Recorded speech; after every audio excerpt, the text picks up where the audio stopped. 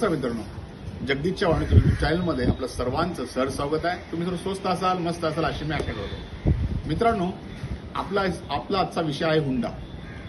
हुंडा घेणे आणि देणे हा कायद्याने गुन्हा आहे, पण हा कायदा सध्या कागदावर आहे असं मला वाटतं। जर आत्ताच जर पुण्यातलं प्रकरण बघितलं आपण, वैष्णवी हगवणे, हिच्या वडिलांनी त्या मुलाकडच्या वरपक्षाला 51 तोळं सोनं दिलं होतं, गाडी दिली होती आणि इतर काही लग्नात लागणाऱ्या वस्तू साहित्य दिलं होतं, तरी सुद्धा त्यांचं पोट काय भरलं नव्हतं। त्यांना लागणारी जी मोहमाया त्यांना पाहिजे होती ते वारंवार वैष्णवीकडे मागणी करत होते आणि वैष्णवी आपल्या कुटुंबाकडे बघून ते मनातल्या मनात झुरत होती।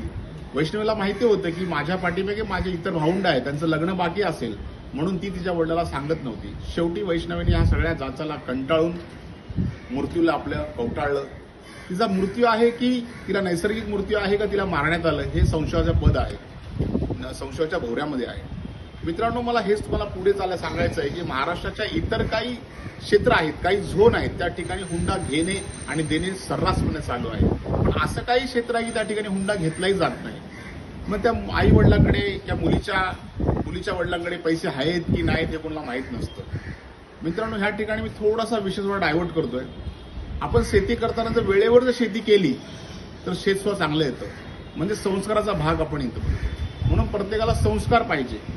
जर आपण एखाद्या मुली हुंडा घेतो तर आपल्याही घरी बहीण आहे, तिलाही हुंडा द्यावा लागेल याचा विचार आपण केला पाहिजे। मित्रांनो, योग्य ती संगत पकडली पाहिजे। पुन्हा एकदा आपण ट्रॅकवर येऊया। हुंडा घेणे आणि देणे, हुंडा घेणे आणि देणे ही आपली समस्या आहे आणि सामाजिक समस्या आहे। हुंडा घेतल्यामुळे त्या आई वडिलावरती, त्या कुटुंबावरती किती यातना होतात, त्यांना किती कर्ज काढावं लागतं आणि एवढं करून सुद्धा वरपक्षाकडचे व्यक्ती चांगले जर निघाले तर ठीक, नाही तर अन्यथा परत ये रे माझ्या मागल्या, अशा कित्येक घटना या महाराष्ट्रात दडपून आहेत। याच्यामध्ये कित्येक तरुणी पीडित आहेत। उच्च शिक्षण शिकून सुद्धा त्या तरुणीला हुंडा द्यावा लागतो।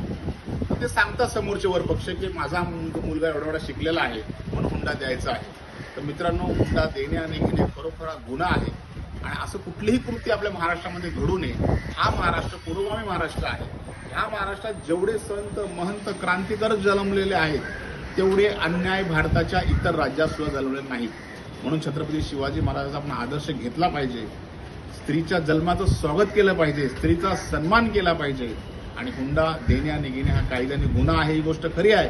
पण आपण आपसामध्ये त्या गोष्टी वाटून घेतल्या पाहिजे आणि आपसातल्या गोष्टी आपण बाहेर न सांगता प्रत्येक स्त्रियाचा सन्मान केला पाहिजे आणि हुंडा कुणीही घेऊ नये आणि कोणालाही देऊ नये असं या ठिकाणी मी नमूद करतो। नमस्कार।